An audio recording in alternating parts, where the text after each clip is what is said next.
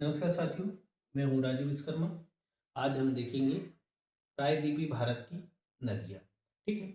इसके पहले मैंने गंगा नदी तंत्र के बारे में आपको पढ़ाया था और उसमें लगभग मैंने बहुत अच्छी जानकारी आपको दिया था।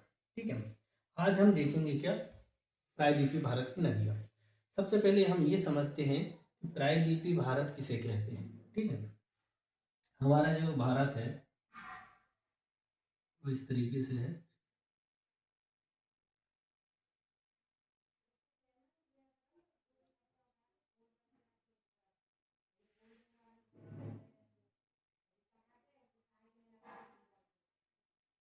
इस तरीके से जो भारत है हमारा, ठीक है, यहाँ से ये वाला जो हिस्सा है बेटा गंगा नदी तंत्र के उसमें पढ़ा दिया था।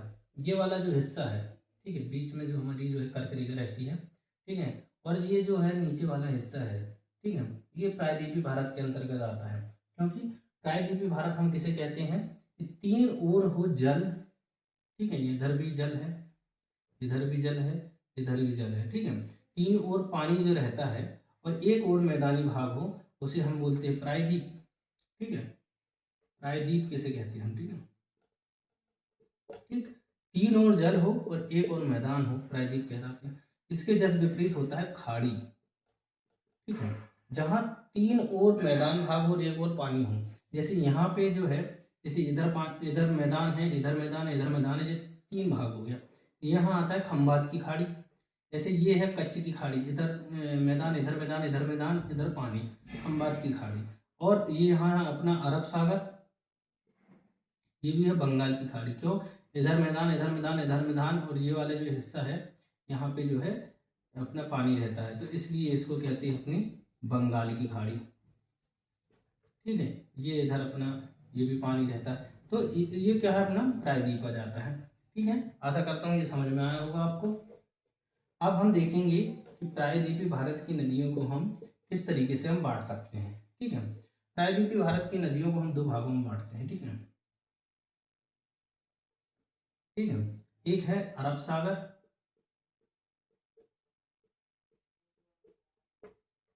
और एक बंगाल की खाड़ी।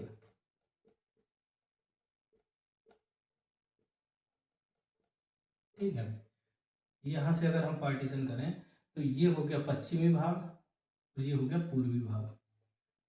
ठीक है। ठीक। तो अरब सागर में मिलने वाली नदियाँ और बंगाल की खाड़ी में मिलने वाली नदियाँ, प्रायद्वीपीय भारत की नदियाँ और हिमालय से निकलने वाली जो नदियाँ हैं उनकी मुख्य विशेषता क्या होती है। ठीक है। सबसे पहली विशेषता कि ये जो है हमारी जो नदियाँ हैं, ये हैं बहुत पुरानी प्रायद्वीपीय भारत की नदियाँ। और जो हिमाचल और मतलब उत्तराखंड से जो हमारा हिमालय वाला क्षेत्र से जो भी नदियाँ निकलती हैं उसको हम नवीन नदियाँ कहते हैं। क्योंकि ठीक है, क्योंकि उनका जो है फैलाव या लंबाई वगैरह जो है बढ़ती रहती हैं समय के साथ में। क्यों? क्योंकि एक तो ये जो नदियाँ हैं प्रायद्वीपीय भारत की जो नदियाँ हैं, हमारी जो है नदियाँ जो है समुद्र सीमा तल से इनकी जो है ऊंचाई लगभग मिल चुकी है। इस चक्कर में क्या होता है कि इनका जो क्षेत्र है जहाँ से ये निकलती हैं और जाती हैं वो मार्ग से नहीं भटकती हैं, क्योंकि ये पथरीली या चट्टान से होते हुए अपनी निकलती हैं। ठीक है। क्योंकि चट्टानी भाग बन गया है, तो ये जो है न मार्ग बदलती हैं, न ये गहराई चौड़ाई कुछ नहीं, इनकी एक सीमा है, उस सीमा पर ये समाप्त हो चुकी हैं कि इससे ज़्यादा ये न फैल सकती हैं ना न बढ़ सकती हैं। ठीक है। और जो हमारी जो यहाँ से ग्लेशियर से जो हिमालय की ग्लेशियर से जो नदी निकलती हैं वो अपना मार्ग बदलते रहती हैं। ठीक है। कभी कभी क्या है कि कुछ हिस्सों में जाकर वो नदियाँ बह जाती हैं। ठीक है। मतलब अब धाराओं से टूट जाती हैं। इसकी एक प्रमुख जो नदी है वो है कोसी नदी, जिसे हम बिहार का शोक कहते हैं। ठीक है। और ये जो है इसमें जो है अपना जो प्रायद्वीपीय भारत की नदी है सॉरी प्रायद्वीपीय भारत की जो नदियां हैं उनमें जो है जल जो है उसका मुख्य कारण होता है वर्षा का जल, और इसमें जो है ग्लेशियर के समथिंग होता है, ग्लेशियरों से निकलती हैं। ठीक है। तो यहाँ पे हमारे प्रायद्वीपीय भारत की नदियों में जो पहाड़ तो होते हैं पर उनमें ग्लेशियर नहीं होता है, क्योंकि ग्लेशियर लगभग में जो है 4400 मीटर में पाए जाते हैं, और अपने जो पहाड़ है लगभग यहाँ पे 6000 मीटर के समथिंग में पाए जाते हैं। ठीक है, उससे अधिक भी रहते हैं, लगभग इतने में पाए जाते हैं। इस और ग्लेशियर पाया जाता है, इसकी वजह से यहाँ पानी जो है हमेशा बना रहता है ये इधर की नदियों में। ठीक है, और ये वाली नदियों में क्या है, वर्षा अगर ज़्यादा हुई तो ज़्यादा पानी रहेगा। ठीक है, अगर कम हुई तो कभी कभी ये स्थिति बनती है कि गर्मी के दिनों में कुछ नदियाँ जो हैं सूखी हो जाती हैं, सूख जाती हैं। क्यों? क्योंकि यहाँ पे वर्षा का जल पर निर्भर करती हैं, और ये अपने ग्लेशियरों पे निर्भर करती हैं। ठीक है, इतना समझ में आया होगा। अब मैं समझाता हूँ कि बंगाल की खाड़ी और अरब सागर में गिरने वाली नदियाँ कौन कौन सी हैं। ठीक है, सबसे पहले हम देखते हैं अरब सागर। ठीक है, अरब सागर में जो मिलने वाली नदियां हैं वो कौन कौन सी नदियां हैं। सबसे पहले आती है अपनी लूनी नदी, साबरमती नदी। ठीक है, फिर आता है माही नदी, नर्मदा, ताप्ती, मांडवी, शरावती, पंचगंगावली। ठीक है, पेरियार, भरतपुजा और पेम्बा। ठीक है, ये इतनी जो नदियां हैं वो कहाँ, अरब सागर में जाकर मिलती हैं। ठीक है, और बंगाल की खाड़ी में मिलने वाली जो नदियां हैं वो कौन कौन सी हैं। बंगाल की खाड़ी में, बंगाल की खाड़ी में मिलने वाली जो नदियां हैं, पहली है दामोदर। ठीक है, कुछ लोग जो है इसको नहीं मानते हैं, क्योंकि दामोदर नदी जो है अपनी हुगली नदी में जाकर मिल जाती है, ये प्रॉपर बंगाल की खाड़ी में जाकर नहीं मिलती है।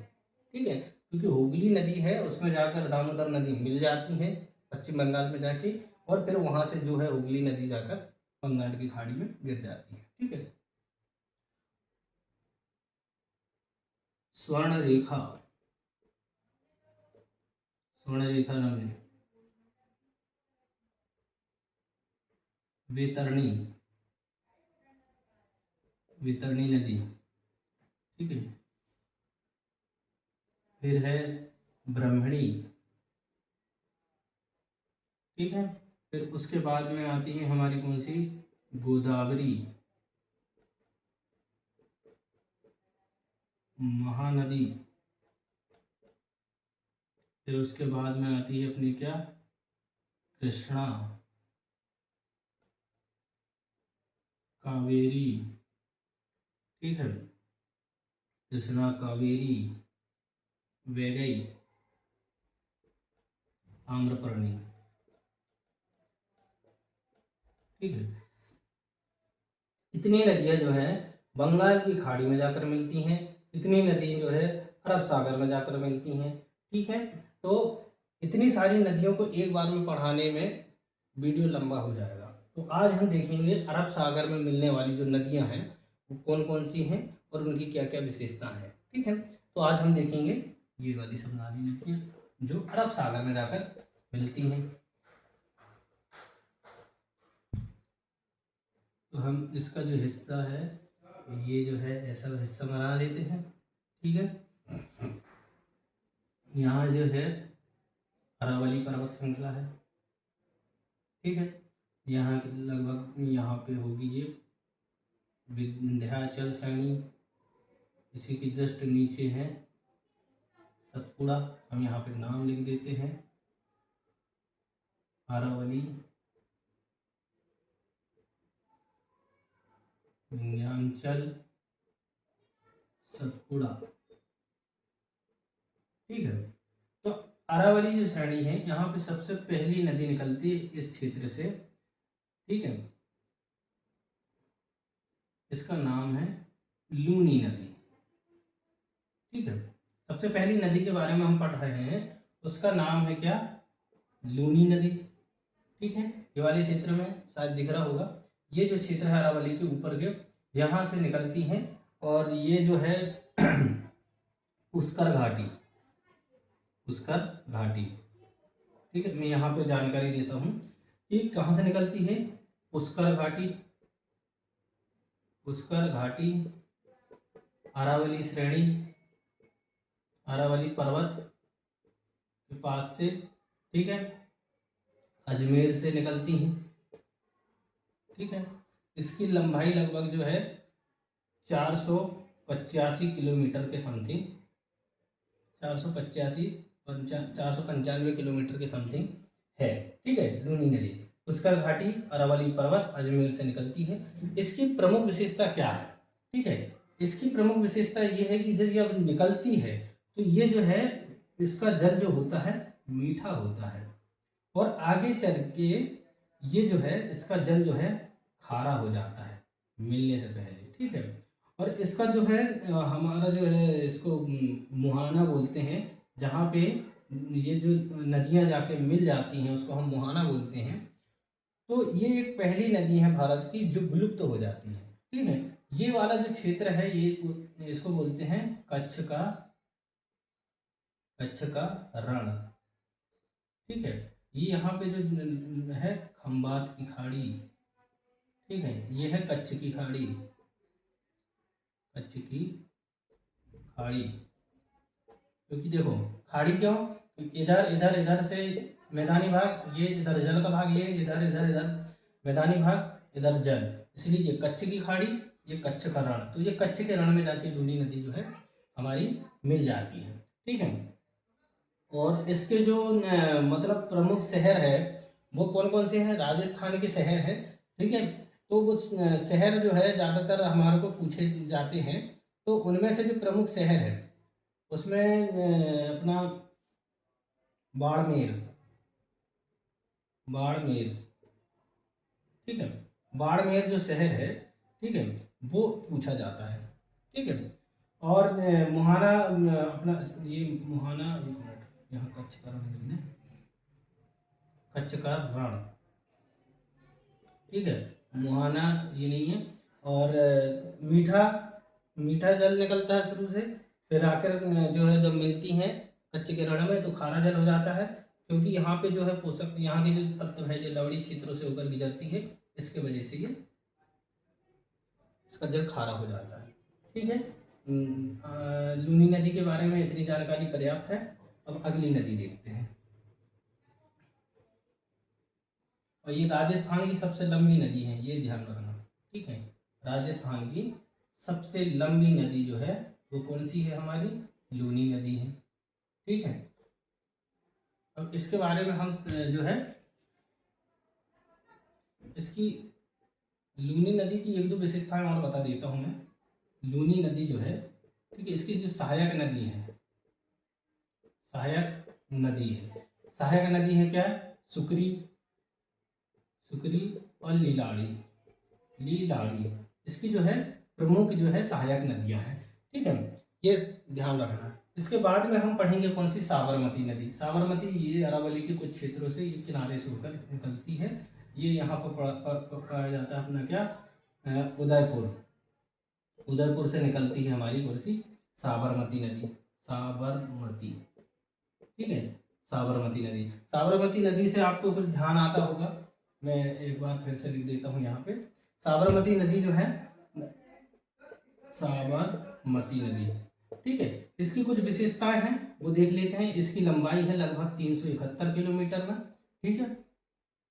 ये राजस्थान से निकलती है उदयगिरी से, और ये यहाँ से ऐसे होते हुए जो खंबात की खाड़ी में जाकर गिर जाती है, ठीक है। समागम जो है वो होता है इसका मुहाना जो बनाती है अपना कहाँ, खंबात की खाड़ी में, 371 किलोमीटर। साबरमती की विशेष विशेषता क्या है, इसके शहर, ठीक है, इसके किनारे जो शहर बसे हुए हैं वो ज्यादातर पूछा जाता है एग्जामों में। पहला है गांधीनगर, गांधीनगर, और एक और है अपना गांधीनगर, और अपना अहमदाबाद, अहमदाबाद, ये जो है प्रमुख दो शहरों के बारे में ज्यादातर क्वेश्चन पूछता है। साबरमती नदी के बारे में एक विशेषता और है कि साबरमती नदी दांडी मार्च जो यात्रा निकाली गई थी गांधी जी के द्वारा, यहाँ एक साबरमती आश्रम भी है जो गांधी जी ने बनाया था, ये भी याद होगा। दांडी मार्च निकाला गया था, ठीक है। ये 12 मार्च 1930 को निकाला गया था और 6 अप्रैल को सब लोग यहाँ पे एकत्रित हुए थे, ठीक है, गांधी जी द्वारा, ठीक है। और ये साबरमती आश्रम, ये भी लिख लो, साबरमती आश्रम, ठीक है। मुहाना कहाँ बनाती है ये? मुहाना अरब सागर, एक खंबात की खाड़ी, ठीक है। ये एरिया पूरा अरब सागर के अंतर्गत आता है, पर कुछ क्षेत्र जैसे खंबात की खाड़ी का ही हिस्सा है, मतलब ये हिस्सा अरब सागर का ही है। यहाँ खंबात की खाड़ी है, ये कच्चे की खाड़ी है, ठीक है। ये इतनी सारी चीज़ें जो है अपना याद रखने लायक है साबरमती नदी के बारे में, और इससे ज़्यादा और कुछ जो है हमारा पूछा नहीं जाता है, ठीक है। अब इसके बाद में हम देखेंगे अगली नदी। अगली नदी कौन सी थी हमारी? वो है माही नदी, ठीक है। माही नदी, ठीक है। माही नदी ये यहाँ से निकलती, विंध्याचल श्रेणी से होके इधर आगे चली जाती है, ठीक है। माही नदी की प्रमुख विशेषता क्या है कि निकलती है धार जिले से, मध्य प्रदेश के, धार जिले से निकलती है विंध्याचल श्रेणी, विंध्याचल श्रेणी से, विंध्याचल पर्वत श्रेणी से निकलती है, ठीक है। और माही नदी जो है कर्क कर्क रेखा को 2 बार काटती है,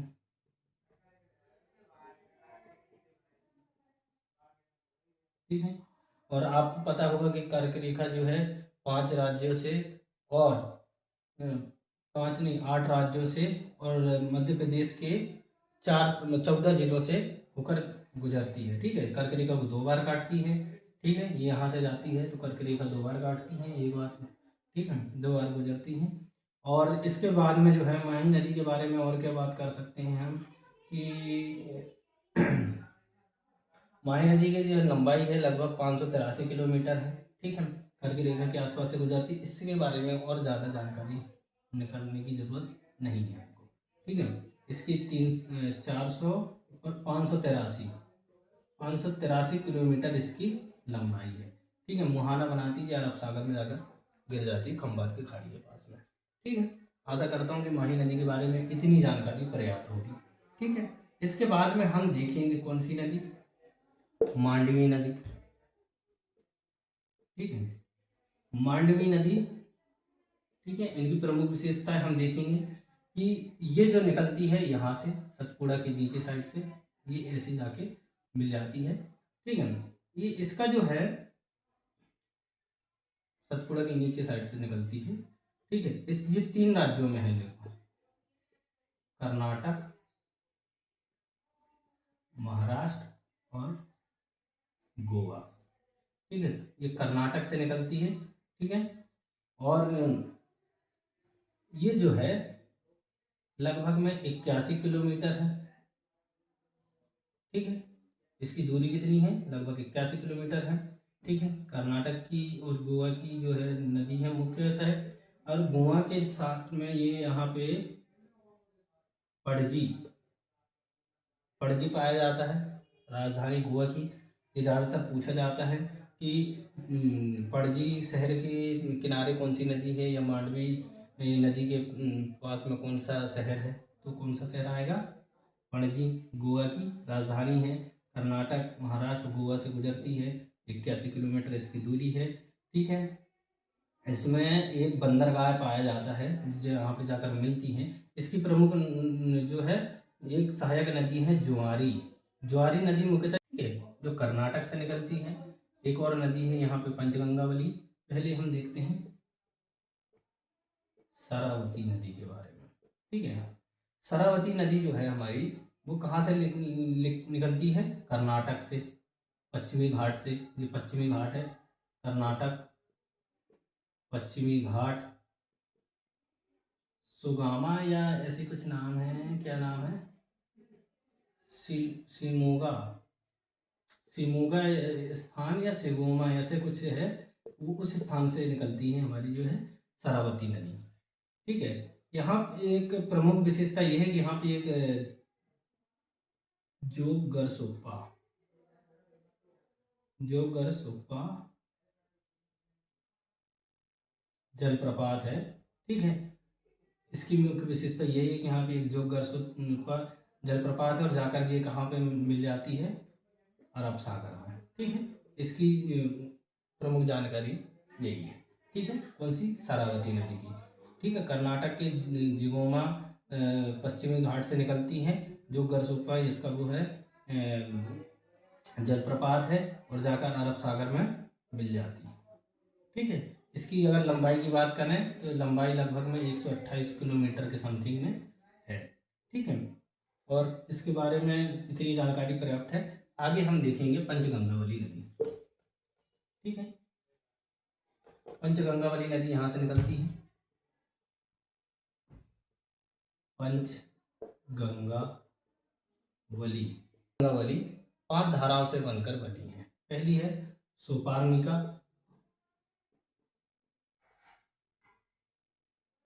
सोपार्निका। ठीक है। सोपार्निका के बाद में है बराही, केदका। ठीक है। बराही, सुपार्निका, बराही, केदका। केदका के बाद में है अपना क्या? चक्र और कुब्जा। ठीक है। ये 5 नदियों से मिलकर हमारी पंचगंगा वाली नदी मिली निकलती है। ये है कहाँ से? कर्नाटक से निकलती है। ठीक, कर्नाटक से निकलती है। ठीक है। अरब सागर में जाकर मिल जाती है। ठीक है। ये बराही, बराही जो अपनी जलधारा है उसमें एक जलप्रपात है। कौन सा? कुचिकल, ये कुंचिकल जो भी बोलते हैं, कुचिकल जलप्रपात है। कुचिकल जलप्रपात है कहाँ पे? पंचगंगा वाली नदी में। ठीक है। आगे हम देखते हैं। आगे इसके आगे इसकी जानकारी इतनी पर्याप्त है। ठीक है। अब आगे देखते हैं हम कौन सी नदी? पेरियार।